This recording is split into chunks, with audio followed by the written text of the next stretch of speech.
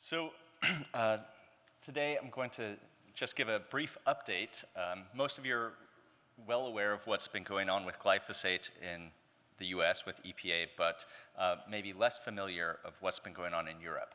So I'm going to focus on that. No conflicts of interest, clear.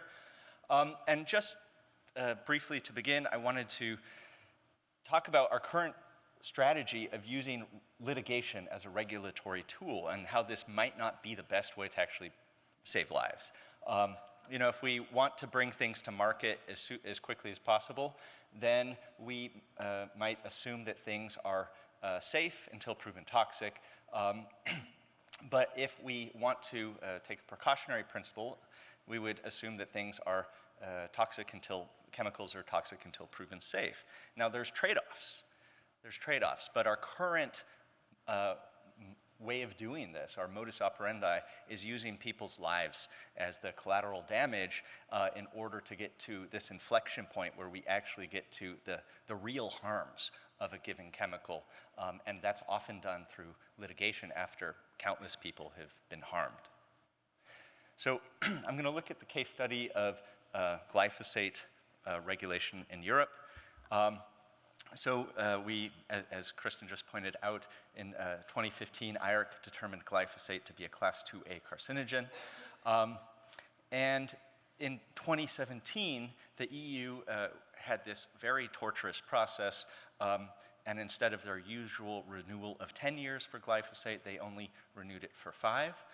At this time, a number of anomalies came up.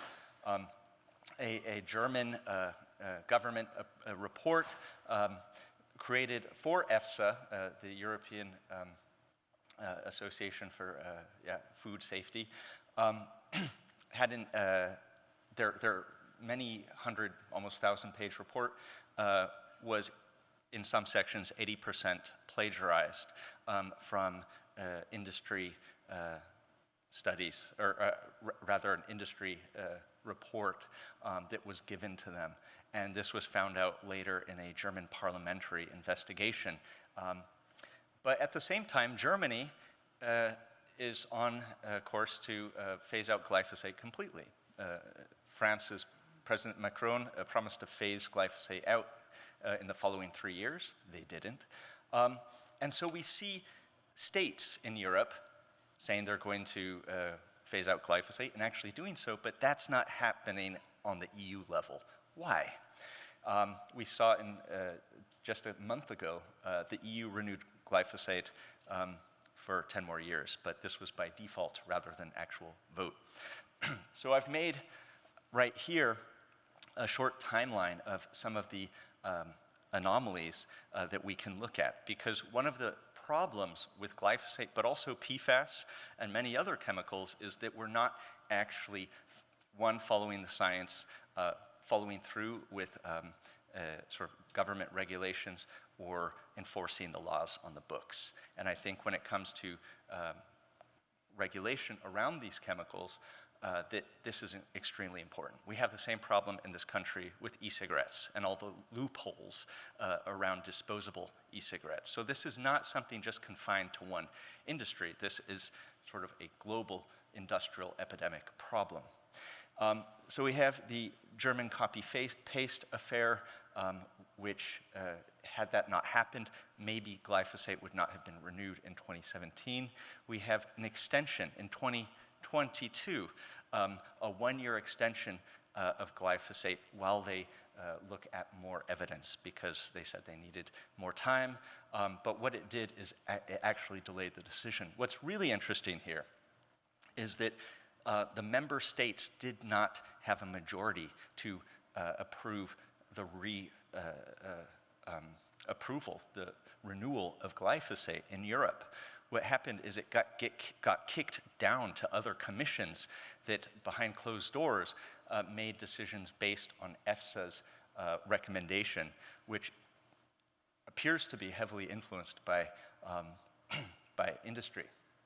And so I'm very interested in anomalies in governmental processes in the renewal of various chemicals that we know that might be scientific scientifically agreed upon by non-industry scientists to be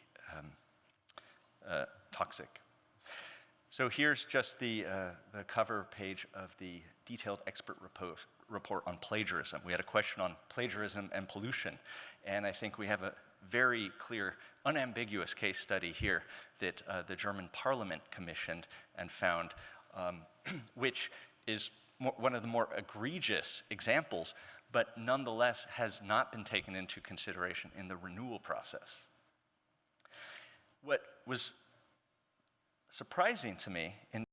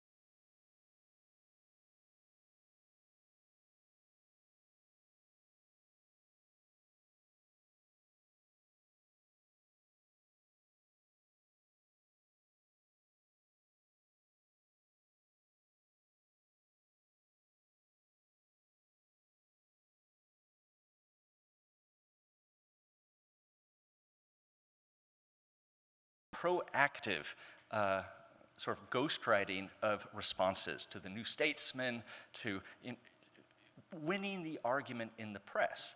In that previous slide, which showed the loading of the scales, in that same deck, they stress ROI.